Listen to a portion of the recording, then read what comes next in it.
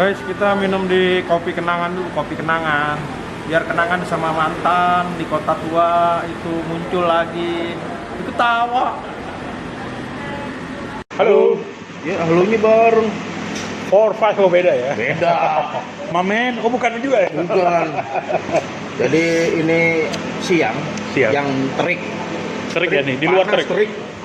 Dengan angin, ciri khas angin laut. Agak sepoi-sepoi. Bukan sepoi lagi, kenceng anginnya. Kenceng ya. Tapi nggak jadi nggak terlalu panas kita. Kita lagi di mana nih Mas Bro nih? Kota tua, kotu.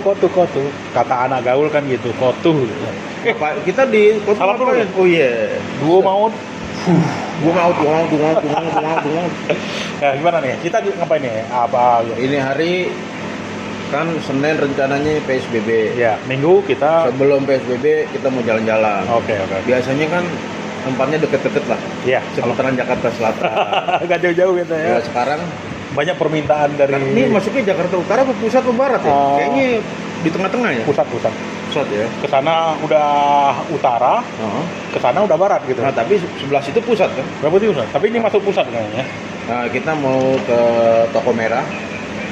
Mau ngeliling jalan-jalan di seputar Museum Fatailah. Fatailah meskipun kita nggak bisa mengakses karena memang udah ditutup areanya. Tutup areanya. Terus kita nanti mau bercerita sedikit apa sih yang ada di Oud Batavia. Ini kan Di Oud, Batavia iya. lama nih.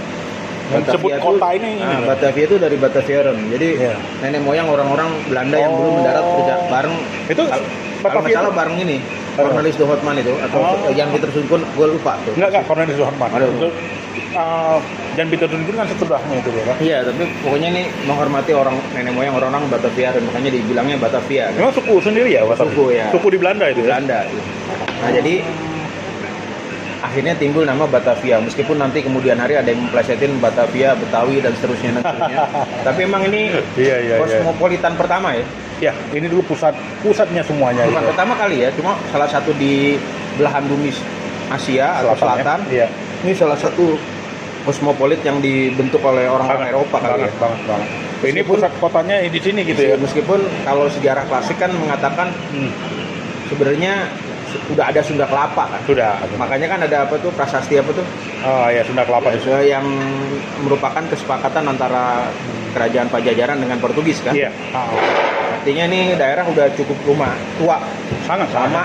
Dari abad keberapa? Mungkin Iya. dari abad sebelum Masehi. Mungkin Bukan Masehi, maksudnya sebelum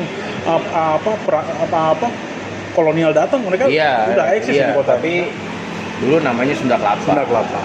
Nah, di zaman Belanda, Old Batavia berarti ini pusat kotanya ya, senternya. iya. Jadi pinggirannya itu apa? Ya ini yang lapangan banteng ya? Lapangan banteng. Apa nama istilahnya apa?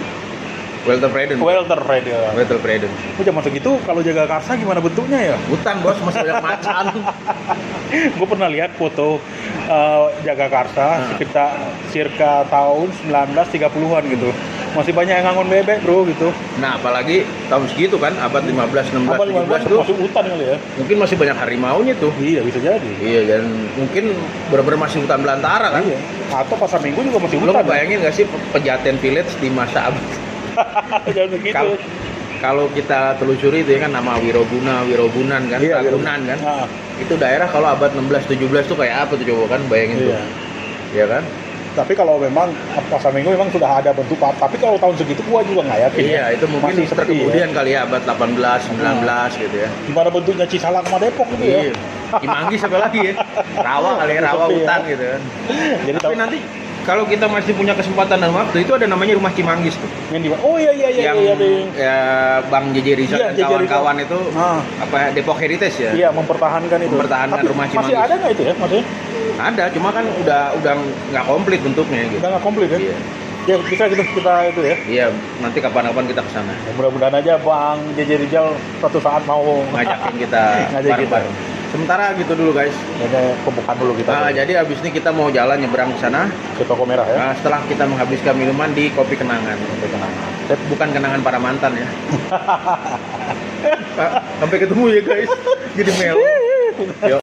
Hai guys. Di mana ini? Hai guys aja. Guys. Di depan Museum Bank Indonesia. Ini satu heritage juga ya. Heritage dari masa kolonial. Iya. Gedung masa kolonial yang harus kita pertahankan. Biasanya ada museum, ada kunjungan untuk iya, tur cuma ya. lagi Mungkin karena Covid begini jadi tidak ada Tapi lain kali kita harus Iya harus nih. harus kita Dulu apa explore. Javase Bank ya? Iya, jadi bank punya Hindia Belanda ya. Iya, Hindia Belanda semacam BUMN-nya Hindia Belanda ya. Kayak BI, apa kayak BI sekarang bukan ya? Bukan ya. Mungkin ya. Bank sentralnya gitu ya. Sentral kolonial lah gitu. Iya. Cuman kita belum Ini- mendalami secara pasti apa peran Javase Bank itu. Tapi ini ada apa? Ada kunjungan malamnya bisa loh bro katanya. Ada, tapi kan COVID. Covid ini emang lagi nggak itu. Coba kita ngambil sekilas aja ya gitu ya. Karena gedungnya ini antik dan seantik kelakuan kita jadi jadi kapan-kapan kita akan Itu kesini. ada 1911. Berarti itu mungkin dress peresmiannya kali ya. resmiannya ya. 1911 tuh ya. Oh, Itu apa tuh? 37. 1937. Oh, ini kayaknya benar-benar masih gedung lama ini ya. Lama lah. nggak Walaupun mungkin. ada sedikit restorasi di sana sini, Iya, tapi ini pasti. tidak mengubah bentuk aslinya ya. Sekarang kita lanjut ke toko merah. Oke. Kita lanjut ke toko merah ya. Ya, pokoknya kita bahas toko merah dulu hari ini ya. Dan kejadian-kejadian apa yang ada di toko merah itu ya. Oke. Tegang dong. Masa wisata tegang. Akan COVID.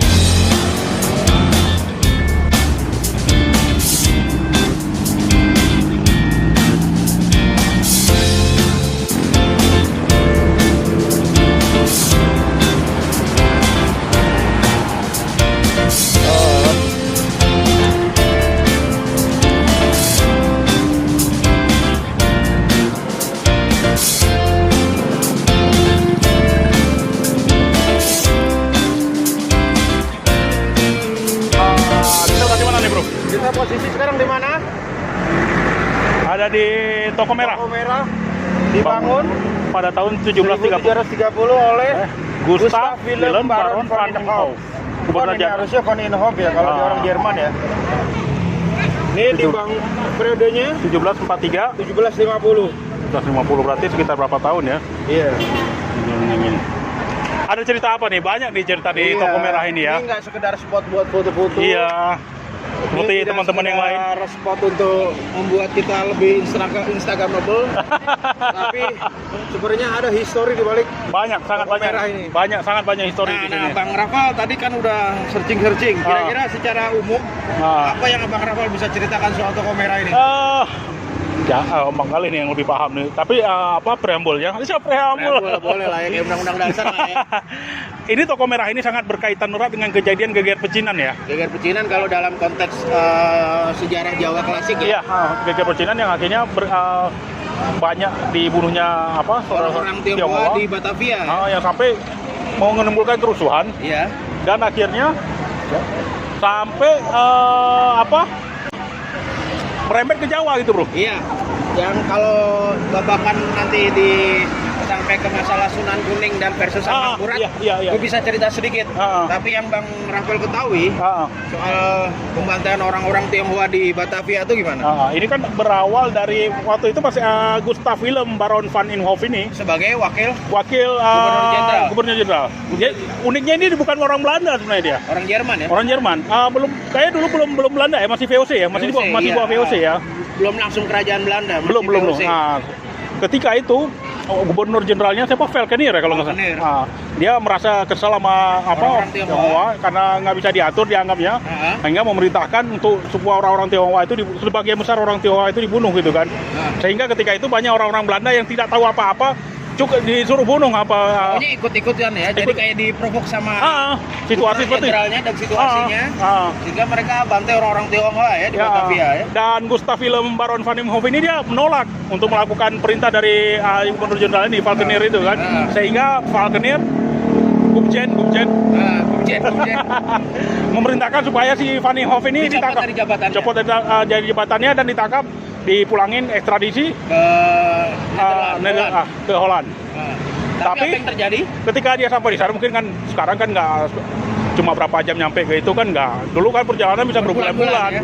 Ketika Van Imhoff sampai di Van Imhoff sampai di Belanda, ternyata pihak kerajaan Belanda mendengar kabar soal mendengar pembantaian pembantaian orang-orang Tionghoa di ini. Batavia.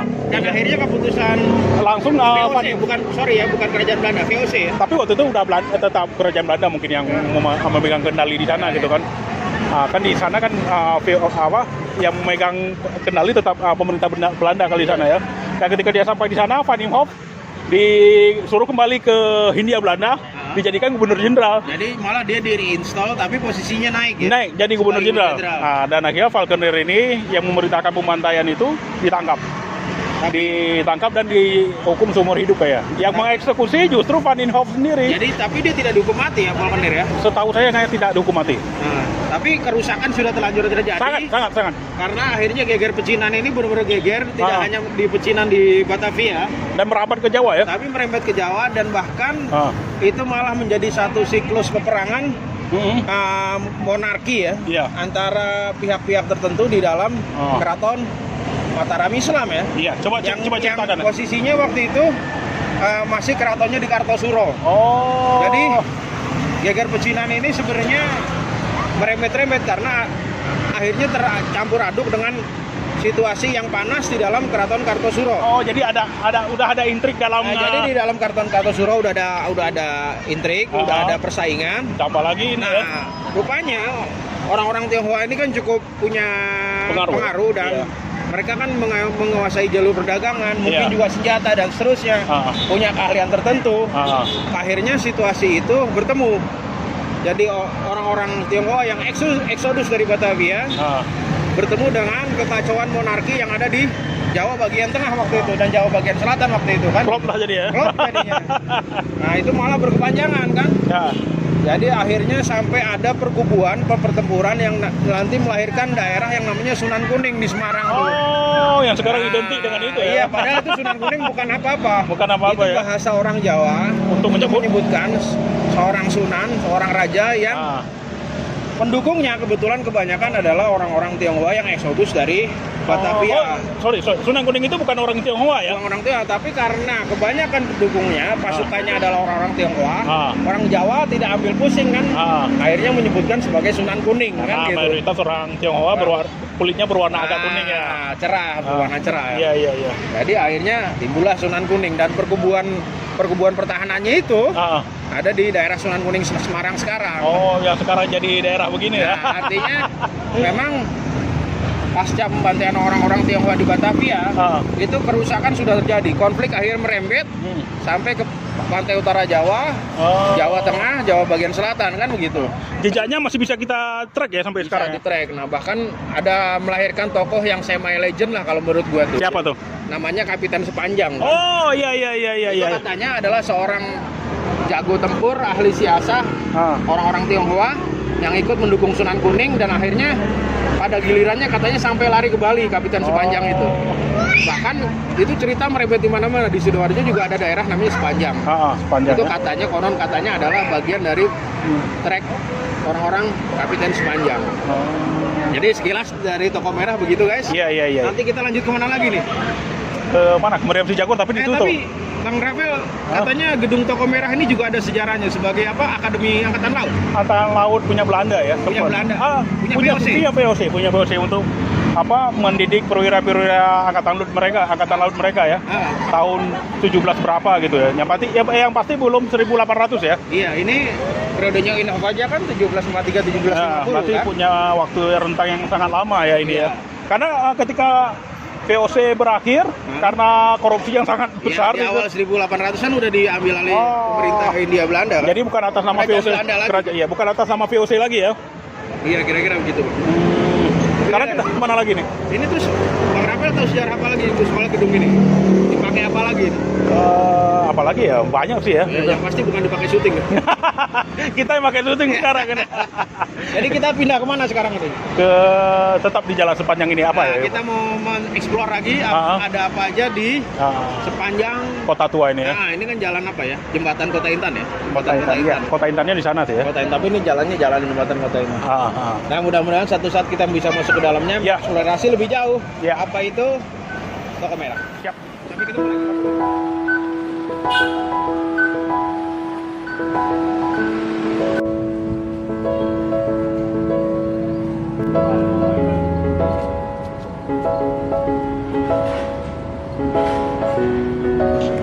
Bang Rapal, sekarang kita ada di mana nih Bang Rapal? Di depan area Museum Fathahillah. Dulu apa nih? State House, Balai Kota. Balai Kota. Jadi ini Balai Kota lama.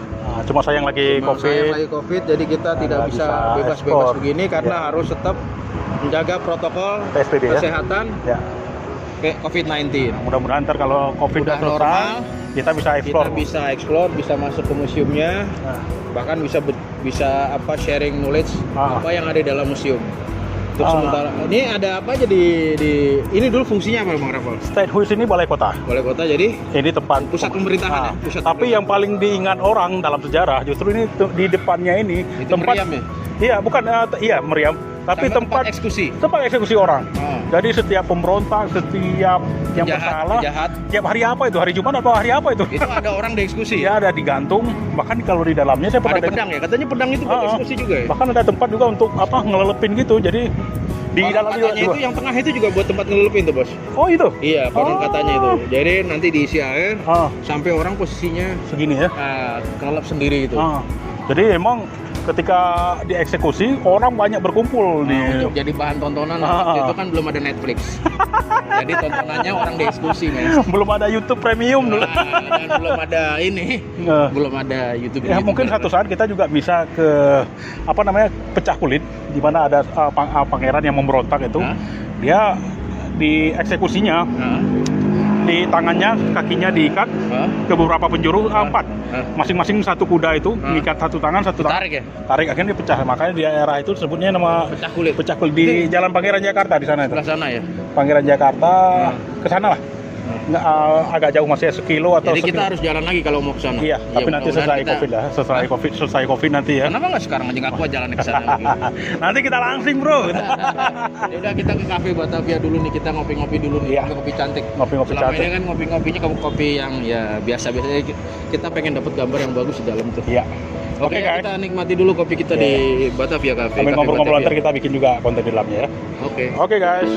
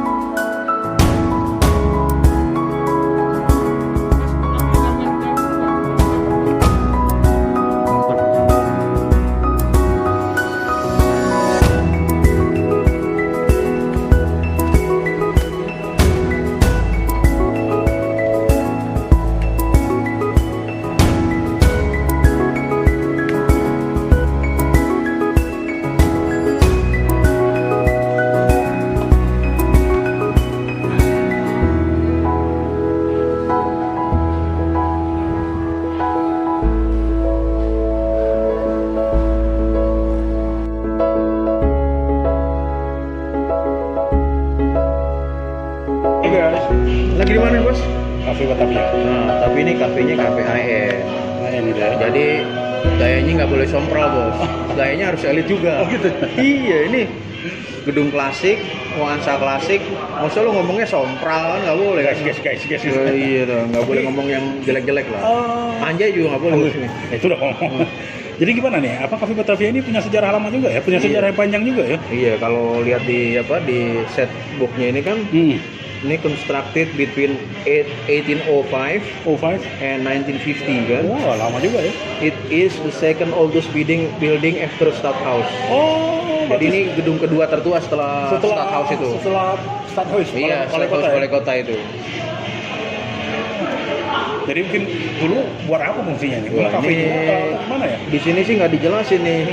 Ini tapi pernah berlaku sebagai kediaman, sebagai gudang, sebagai kantor, dan sekarang sebagai cafe, coffee shop kan? Coffee shop. Dan art gallery. Oh, Nah sekarang kita harus pesen. oh gitu. Udah sampai tuh waktunya pesen. Oke. Jadi menikmati nuansa klasik tapi sambil pesen makanan bos.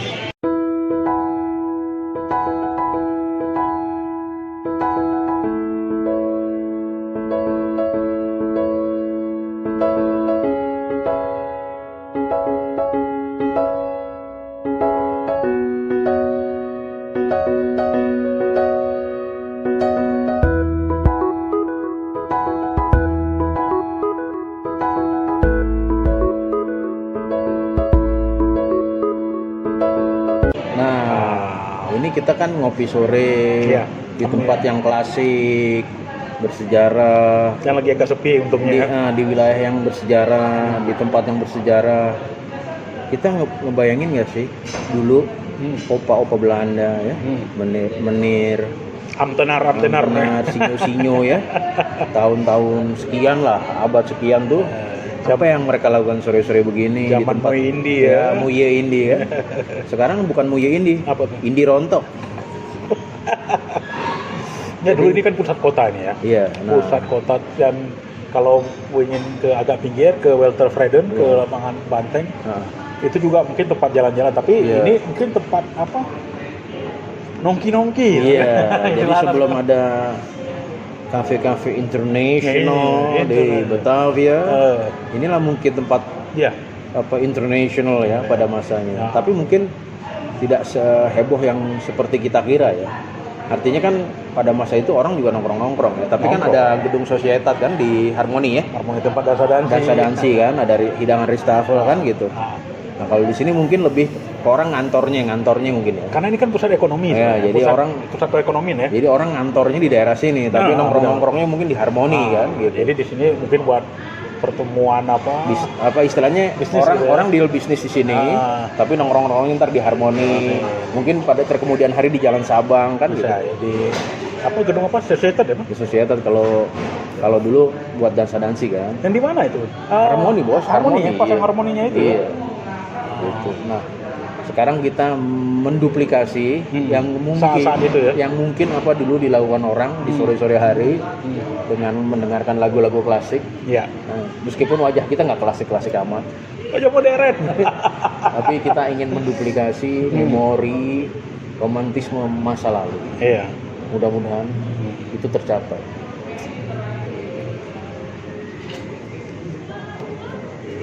Holly, Oke guys, sudah selesai nongkrong-nongkrongnya di Cafe Batavia di seberang gedung Balai Kota lama, Balai Kota zaman kolonial. Sekarang jadi Museum Fathahillah. Nah, sekarang kita mau ke Meriam Sijagut. Oke, sampai ketemu di Meriam Sijagut.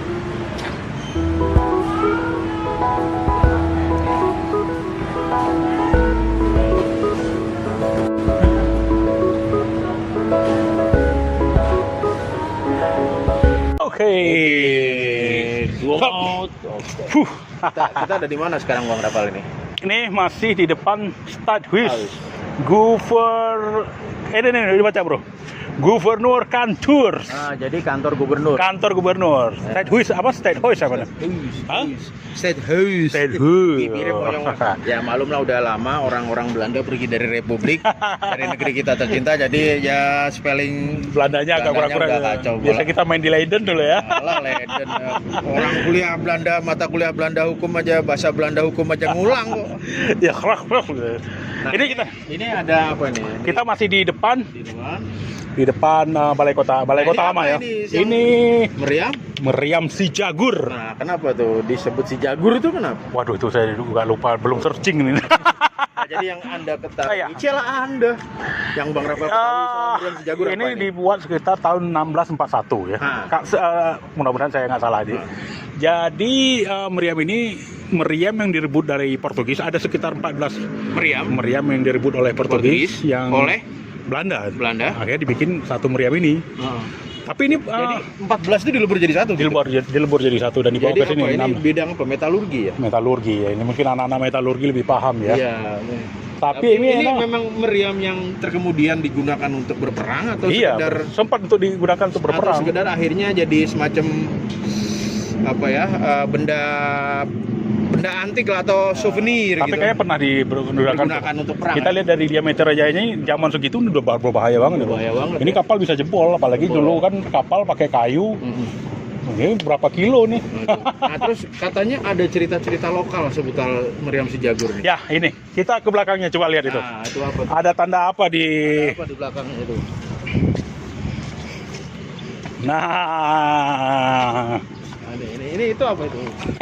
Nah, ini kan ada lambang yang Nah, kayaknya kalau anak-anak Jakarta tahu tuh lambang tahu ini apa itu. lambang banyak diasumsikan mengarah ke pornografi itu. Nah. Padahal sebenarnya tidak. Jadi apa lambang apa tuh Bang Rafael Ini sebenarnya? di orang Portugis memang mereka punya agama, sudah beragama Kristen tentu ya. Iya. Tapi banyak yang masih percaya tahayul juga gitu. Tahayulnya apa? Kalau tahayulnya orang Portugis nih apa? Ini disebut keberuntungan gitu. Oh, keberuntungan ya. Jadi apa lambangnya Vico kalau nggak salah Vico. ya. Vico. Jadi apa lambang keberuntungan lah bagi orang-orang Portugis. Jadi Nggak ada kaitannya kata-kata victory sama Vico kan? mungkin ada kalau kita telusuri etimologinya ya. Ya. Tapi yang setahu saya ini dan kata simbol seperti ini masih bisa kita temukan di negara-negara Amerika Latin, masih bisa kita temukan. Yang khususnya yang mungkin basisnya Portugis kali yang ya. punya apa pernah dijajah oleh Portugis dalam waktu mungkin di Makau gitu. Mungkin, atau Makau, Brazil. Iya, Brazil. Sampai mana tuh negara Afrika yang bagiannya Mozambik. Mozambik, Mozambik itu pernah. Angola. Mungkin akan kita banyak temukan. Seperti ini. Tapi ini menurut saya luar biasa besarnya ya. Iya. Kalau untuk ukuran zaman segitu ya, 1600-an ya. Tapi Bang Rapal nggak bisa tuh dimasukin ke situ, Bang. Mudah bisa sih, saya udah Oh, Bang Rapal muat nggak tuh ditembakan itu? sampai ke Sunda Kelapa nanti gitu ya. Kalau ngeliatnya fenomenal, Bos. Fenomenal. Pada masanya ini. Sangat. Bagaimana teknik metalurgi saat itu ya? Sampai bisa mengolah meriam sedemikian apa ya? Dahsyat loh ini. Dahsyat, ini bisa berapa kilo? Nggak tahu lah kalau berapa kilometer ya jarak itunya apa pelurunya ini ya. Tapi yang jelas masa itu emang apa hal-hal seperti ini memang siapa yang menguasai senjata seperti ini dia akan menjadi pemenang perang gitu kan. Walaupun nanti kita Kalau bisa sekarang kan siapa yang menguasai informasi dia akan menang. ya perang, data dan informasi itu yang sekarang jauh lebih penting walaupun Jadi apa yang bisa kita petik hikmahnya dari sini adalah satu kelompok bangsa kekuasaan kalau dia bisa memegang informasi. Persenjataan, iya, dia akan menguasai kekuasaan, menguasai percaturan dunia, perdagangan, ya. politik dunia gitu. Ya. Sekarang kan perang terbuka mungkin jarang terjadi. Jadi perang asimetris kan. Perang asimetris. Nah, ini pembelajaran secara apa ya? Secara historis. Kenapa orang-orang atau bangsa perlu menguasai teknologi? Ya. Ini kan teknologi kan? Sangat teknologi. Iya.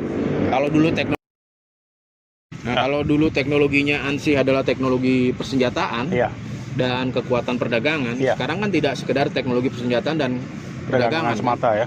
Tapi informasi, penguasaan secara budaya ini enggak, sehingga orang-orang Indonesia tuh bahkan sama BTS tuh tunduk. Ini ujung-ujungnya kok jadi BTS ya? Ya artinya gini loh, Bos. Penggemar Jimin ya? Tayong. Terus gue jadi hafal nih. Ya enggak, artinya kan kita penguasaan satu bangsa itu tidak hanya dikuasai secara militer atau perdagangan, tapi secara budaya kita juga bisa ditaklukkan. Dan kita pelan-pelan sedikit demi sedikit sudah terasa itu ya. Iya.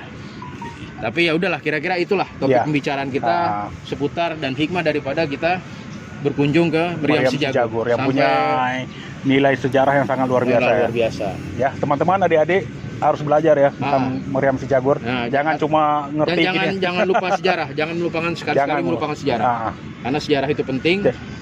Sejarah itu bisa diambil pembelajaran daripadanya. Jadi kalau suatu saat COVID ini selesai dan adik-adik bisa berkunjung kembali ke ini, jangan cuma berpikiran untuk foto-foto aja, jangan. Foto-foto atau nyewa sepeda pakai topi yang gede. Tapi carilah nilai historis apa yang ada di sini ya. Kira-kira begitu ya. Kira-kira begitu ya. Oke, adik-adik, kawan-kawan. Kita juga termasuk adik-adik. Masih muda. Oke, sampai ketemu.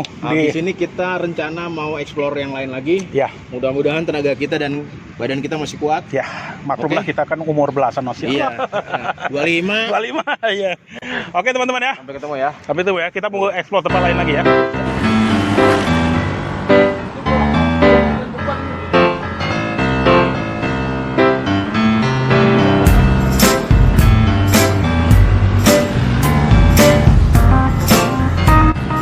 Kita udah sampai di Menara Pasar Ikan, guys.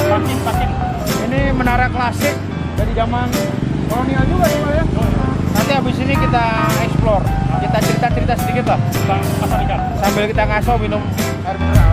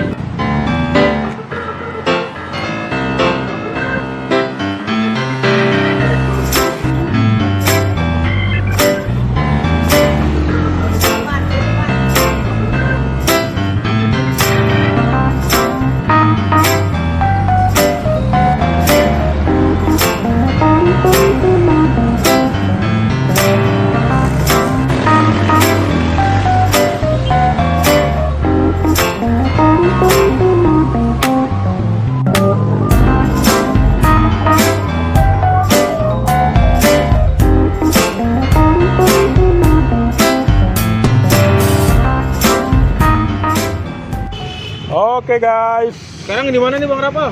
Menara Syah Bandar. Menara Syah Bandar. Museum Bahari Jakarta. Di kompleks Museum Bahari Jakarta ya. Iya, Ini Menara Syah Bandar ya. Menara Syah Bandar ya. Ini bekas bastion ya. Bastion Bastion apa? itu apa ya? Pengamat, menara pengamat ya. Pengamat tapi dalam konteks militer ya.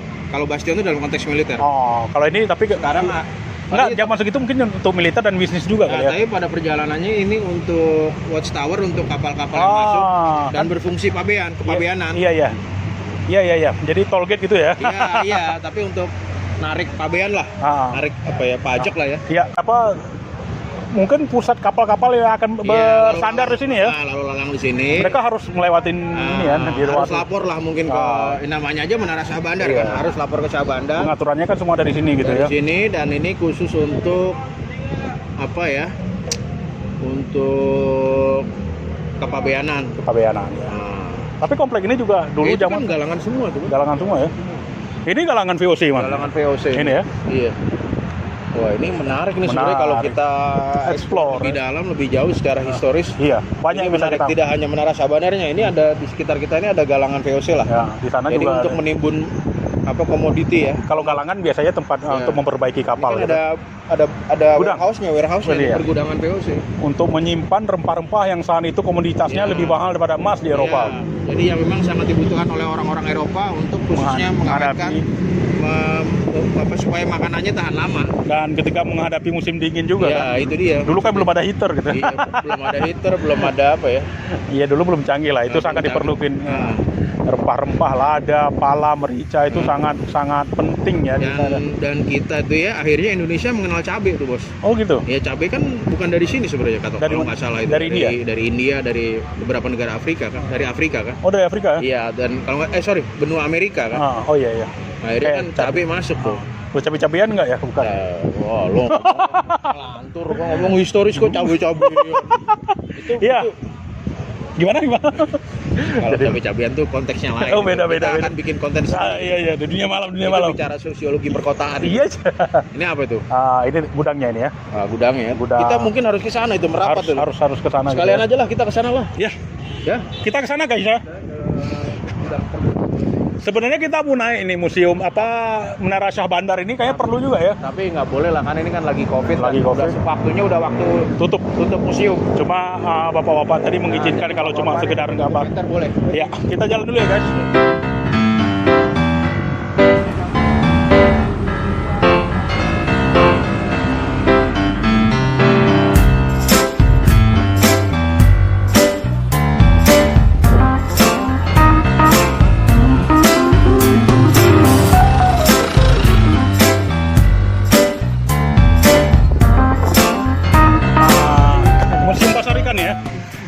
Museum Bahari. Nah, kita lihat ke sana biar lebih jelas. Kita explore ke sana tuh. Walaupun memang belum buka ya.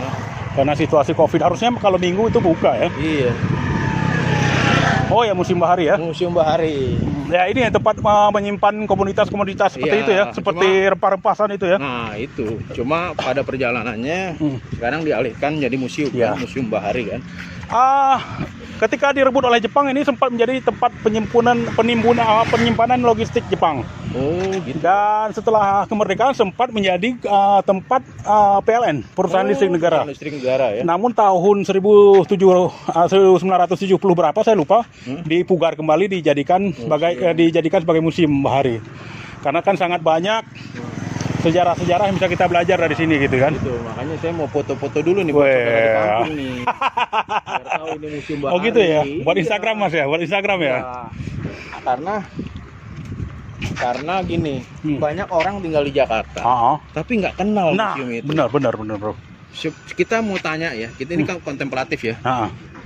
Sebenarnya berapa banyak sih orang yang tinggal di Jakarta, tapi benar-benar kenal kotanya? Ini kan bagian dari sejarah kota Jakarta. Iya, udah. Iya kan? Menurut gua sih nggak sampai 20% jangan-jangan. Iya. Ini barusan tuh, gua foto kan sekilas tempat ini. Ada yang komen apa? Ini kos-kosan Gal. Luar biasa loh, anak Jakarta. Bilang ini kos-kosan gitu ya. Lahir gede di Jakarta. Tapi bilang ini kos-kosan. Giling. Kan konyol kan? Iya. Tapi emang kita ada. Nggak bisa salahin karena nggak bisa kita salahin sepenuhnya gitu ya. Pada masa kita sekolah ya. porsi pelajaran sejarah itu kan banyak dikurangi. jam pelajarannya kecil kan. Sangat berkurang gitu. Nah, itu makanya know your own history. Know your history. Because from history you can learn a lesson. And many lessons from history. Yes. Ya kan? I agree. Indeed. Gitu. Karena makanya nggak heran ya kalau di Amerika itu pelajaran sejarah itu bukan pelajaran yang remeh-temeh. Bahkan dalam film-film Amerika kita sering, lo berapa tuh nilai pelajaran sejarahnya, historinya? Kalau nggak dapat C, malu banget. Dan nggak boleh liburan loh. Kalau di kita kan dibalik. Kalau kita dapat pelajaran sejarah jelek, tapi matematika bagus, itulah dianggap anak pinter. Padahal di mana-mana pembelajaran itu datang dari sejarah. Sejarah, kita harus mengenal sejarah bangsa kita dulu. Kan parah bos, kalau tadi temen gue foto sedikit, bilang kos-kosan. Astaga. Tapi ya kita nggak bisa nyalain karena pembelajaran sejarah kita nggak pernah utuh dan memang orang nggak senang belajar sejarah karena tidak didorong sedemikian rupa. Padahal gue dulu cinta banget sejarah ya, tapi kenapa gue milih IPA gitu ya? Nah itu karena lo terprovok apa yang menurut konsepsi pemerintahan masa itu atau situasi masa itu, kalau lo anak itu pintar. Padahal lihat ya, ini juga banyak pembelajaran di dalam. Sangat banyak. Ada ratusan tahun sejarah di sini. Ini kan bicara perdagangan, bicara penguasaan, kolonialisasi. Ini dari lampu ini aja kita bahasnya itu bisa berhari-hari mungkin ya. Lampu yang ini ya. Iya, belum isinya. Gedungnya. Kenapa gedung ini didirikan untuk apa? Nah itu loh maksud kita. Learn your history, pelajari sejarahmu. Iya. Jangan ahistoris, karena kau ahistoris, kamu dilindas bangsa-bangsa atau orang-orang yang tahu sejarahmu. Sepakat. Mereka akan menghancurkan kita dengan mulai mengaburkan sejarah kita. Makanya sampai kenapa orang menggilai BTS itu gue juga heran. Emang nggak ada yang bisa digilai dari sejarah Nusantara ini? Makanya. Atau kekayaan Nusantara. Kita apa gagahnya, gilang-gilangnya prajurit kita dan lebih ganteng daripada BTS itu. Oh iya. Ya tentunya kita ini turunannya. Iya ya, padahal BTS itu Korea itu kan nggak lama-lama amat juga kan. Coba, kurang gagah apa prajurit Nusantara itu? Iya. Kenapa harus menggilai punya orang lain? Nah, mereka nggak paham mungkin. Nah itu.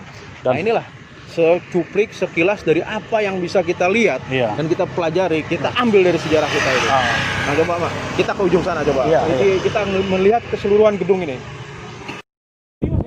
Ya. Ini ada tahunnya nih. Wow, angka tahunnya itu. Gila, Anno 1718. 1718. Udah berapa tahun itu? Udah berapa ratus tahun itu ya? Iya. Bang Rapo kan Highlander tuh. Highlander. Tuh. Tahun masihnya tuh. Tahun masih. Anno 1718 itu sangat lama. Ini yang kita sentuh ini adalah berabad-abad dinamika, berabad-abad sejarah. Jangan berabad-abad luka. Karena banyak yang dilukai. Sangat. Entah siapa yang dilukai dan terluka. Terutama bangsa kita yang pasti. Sayangnya kita tidak bisa retrokoneksi ya. Jadi kita balik ke masa lalu untuk merasakan apa sebenarnya sesungguhnya. Walaupun paling sedikit kalau kita baca ya kita juga sedikit merasakan lah ya. Iya. Ini tidak bisa dianggap main-main ini. 1718. Ada air mata, darah nenek moyang kita di sini ya. Ada kekejaman. Tapi mungkin juga ada tawa canda. Ada tawa canda. Buat penguasa. Ada pengkhianatan. Ada kolaborasi juga. Banyak. Ini memang hanya berapa kata saja, Anno 1 dan rangkaian angkanya cuma. Tapi sampai sini, ini berarti tidak sehingga sekali. Iya.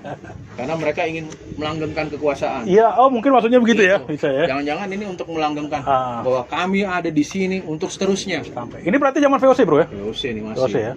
Belum pemerintah kerajaan Belanda belum. Ini VOC lagi zaman jaya-jayanya kali ya? Ya kita nggak bisa bilang jaya ya, karena meskipun mereka adalah salah satu yang mengawali enterprise atau multinational company ya, perusahaan dagang terbesar pertama di dunia. Kalau sama EIC duluan VOC. Duluan VOC ya. Jadi VOC itu model pertama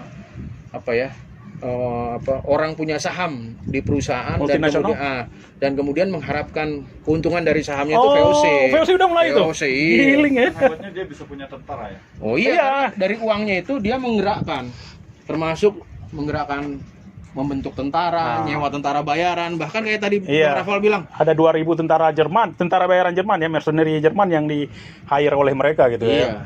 Bahkan juga dulu ada orang-orang Jepang Ronin yang dipekerjakan. Oh, itu udah lama berarti sejarahnya orang Jepang sini ya. VOC. Oh. Jadi ya itulah bentuk daripada awal ekspansionisme dari sisi bisnis ya, bisnis plus militer ya. Oh gini bro, sedikit coba Bang Galih uraikan, kenapa mereka sampai bisa menjadi kayak negara, perwakilan negara gitu loh. Mereka kan secara itu itu lebih kuat dari negara pada masanya. Iya, sampai akhirnya mereka rontok karena mega korupsi. Nah di situ juga pembelajaran pertama soal korupsi. Bahwa kalau segala sesuatu tidak akuntabel, tidak transparan, tidak dijalankan secara profesional, ya berantakan. Kacau akhirnya. Kacau. Nah, sampai akhirnya kerajaan Belanda mengambil alih. Dan itulah saatnya negeri Belanda mengapung di atas kekayaan bumi Nusantara. Iya. Ini apa nih Bang Rapa nih? Apa ya? Kayak semacam sejenis buoy ya. Buoy. Itu apa tuh Mas? Apa Mas Duli? Ya Mas Duli lebih paham nih biasanya. Buoy ini pelampung tapi sebagai lampu tanda. Jadi biasa kalau kita masuk pelabuhan tuh ada 2 pelampung, kiri dan kanan. Kanan itu lampu hijau, sebelah kiri lampu merah. Jadi ini biasanya di apa namanya? Diletakkan di jalan pintu masuk ya, pintu masuk. Ini dia mengapung biasanya. Mengapung jadi ya? pakai pemberat ke bawah. Oh, padahal bersih kayak gini, tapi mungkin ada pelampungnya ya. Ya, nah ini sebagai pelampung besi ini. Ini pelampungnya kan? Besi ini adalah besi kosong gitu. Baja kosong. Ini jadi pelampungnya besi ini. Nanti dijangkar ke bawah dengan rantai. Dan di situ adalah lampu-lampu sampai ke atas. Itu penandanya ke atas. Supaya apa untuk pengarah untuk itu ya. Sebagai penanda lah ya. Iya. Pada saat pada saat kapal masuk tuh dia tahu alurnya, dia di tengah. Iya. Antara lampu hijau dan lampu merah. Oh, jangan sampai nabrak. Ya, kalau dia ke sebelah kanan lampu hijau, dia akan kandas atau nabrak orang. Kalau dia ke kiri lampu merah, dia juga akan keluar jauh dan biasanya tepatnya lebih dangkal. Ya, supaya kapal itu masuknya tepat lah di pelabuhan itu ya. Tapi nggak tahu nih tahun berapa buatannya. Wah, ini mungkin seumur ini juga, seumur VOC juga mungkin. Iya, ini klasik lah ya. Pokoknya ini mungkin dari masa yang lalu lah. Iya. Yang abad yang apa ya? 1000. Kayaknya ini sih bukan abad 20 lah. Bukan. Kalau abad 20 mungkin pasti abad 19 atau abad 19 mungkin ya. Karena kan Museum Bahari. Kualitas logam zaman dulu ya seperti itu. Wah, sangat Itu masih tebal tuh. Coba buat latihan 2 mau ntar latihan fisik. Saya takutnya bengkok. Kalau ditendang Sama Mbak Sese? HU, nah itu bisa ngok gitu. Kok bengkok gitu. Cuman takutnya ini kan namanya barang tua kan, barang kuno kan. Nah, nanti malah kakinya CC yang hilang. Tapi buoy ini emang sangat perlu ya. Iya, ini artinya memang bagian dari lalu lintas di pelabuhan lah ya. Iya. Walaupun kalau sekarang buoy itu udah sangat canggih ya. Jadi dia bisa menginput data, menyimpan data, menginput data sendiri gitu maksudnya untuk ada satelit yang bisa langsung dikirim gitu. Iya. Jadi kalau mungkin fungsinya tidak hanya untuk lalu lintas di dermaga kan? Iya. Banyak buoy sekarang berfungsi sebagai untuk tsunami detected. Tsunami detection ada tsunami tools detection. gitu ya. Masalahnya di orang kita buoy ini kadang dimanfaatkan. Apa itu Mas? Ini kan dijual spare part atau barang-barangnya biasa kalau kayak apa namanya? Untuk mitigasi bencana yang di laut itu. Dia kayak untuk tsunami itu kan. Baru dipasang kan hilang kan? Itu banyak kejadian. Dapatnya mahal, jadi itulah orang kita biasanya. Jadi banyak kejadian memang buoy di Aceh atau di daerah yang rawan tsunami itu sering hilang itu. Malah peruntukannya akhirnya jadi tidak pada ini karena dicolongin orang ya, dicolongin orang. Hilang. Ya sama kayak jembatan Suramadu ketika baru pertama kan. Nah, itulah. Baut-bautnya stainless itu hilang. Nah, itulah orang kita tuh sulit sekali menghargai bahwa ada alat yang memang dipasang untuk keselamatannya sendiri. Jadi buoy tsunami itu fungsinya dia itu. Jadi ketika ada penurunan air laut secara drastis, dia akan langsung mengirim datanya ke relay ke BTS, bukan menjimin tapi ya, ke suatu tempat yang urusannya badan meteorologi lah gitu kan. Langsung dari satelit kemana langsung koneksi ke sirine untuk memperingatkan masyarakat gitu.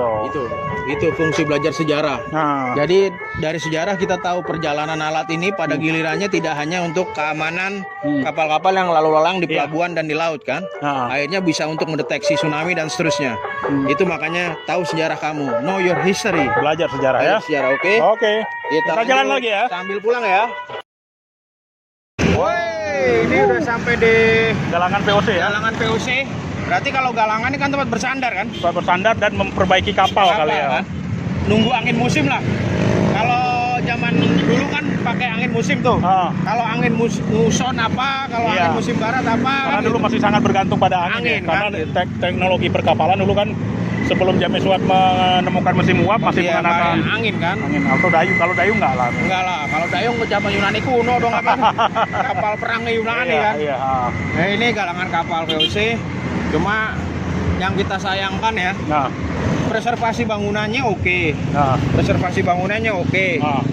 Keseluruhan galangan Museum Bahari ya itu segala macam. Ini kan masih kompleks Museum Bahari. Iya. Cuma kayaknya antusiasme orang untuk menghargai sangat kurang sejarah itu ya bukannya dikatakan kurang ya, tapi masih minim lah. Saya mengupload beberapa foto ke kawan saya.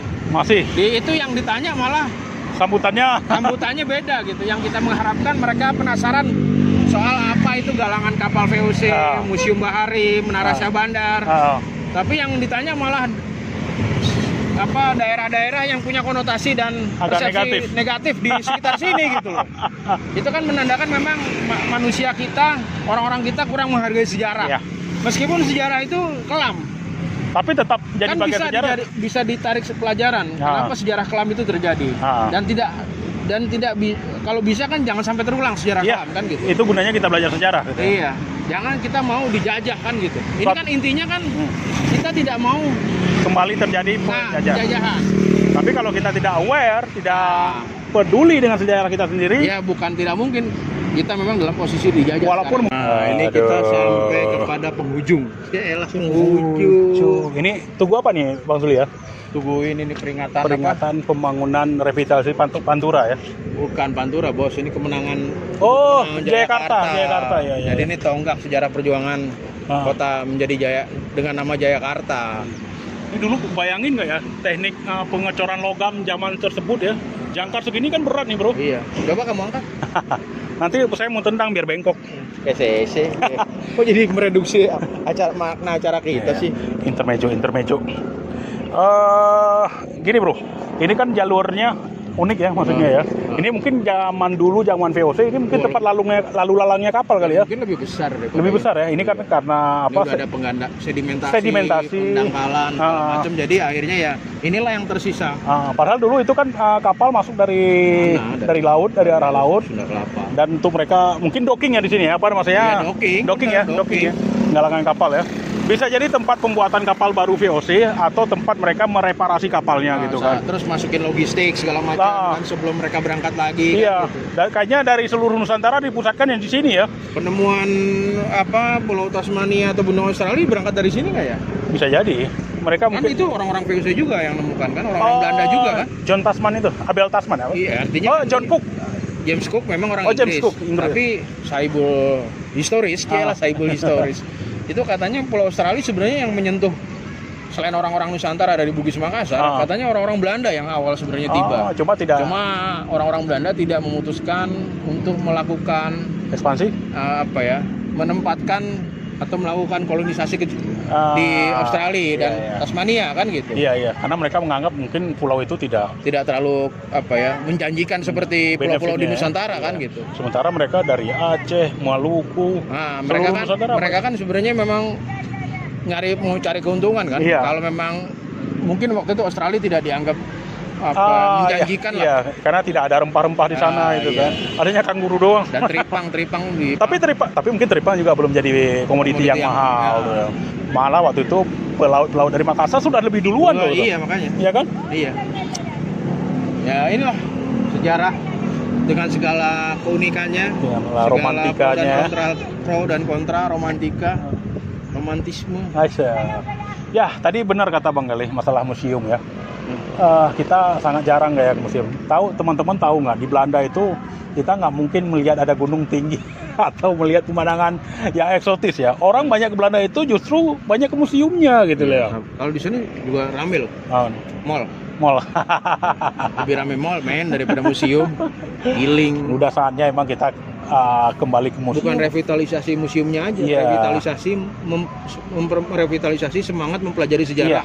Itu yang penting menurut saya. Sejarah itu penting. Jadi dari kembali kita ulangi, sejarah itu penting. jadi bagi kita. dari sekian banyak tempat yang kita datangi itu, sebenarnya ini untuk merevitalisasi semangat mempelajari sejarah kita sendiri. Iya. Meskipun itu tidak selalu menggembirakan, tidak enak dan mungkin menyakitkan. Tapi itu perlu. Nah, supaya kita tidak kembali mengulangi kesalahan yang sama lah Iya. gitu ya, sebagai bangsa, as a nation gitu. Tapi kadang-kadang kita cenderung mengulangi kesalahan yang sama gitu Iya. kan.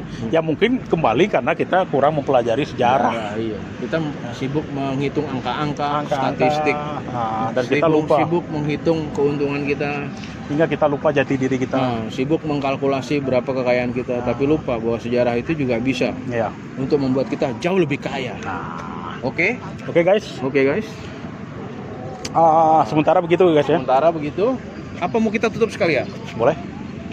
Nanti kapan-kapan kita akan lebih banyak mengeksplor lagi ya. Ini kan ini sebenarnya sejarah yang singkat soal kota Batavia, soal kota Jayakarta, soal Jakarta. Nanti kita akan ambil lagi Banyak.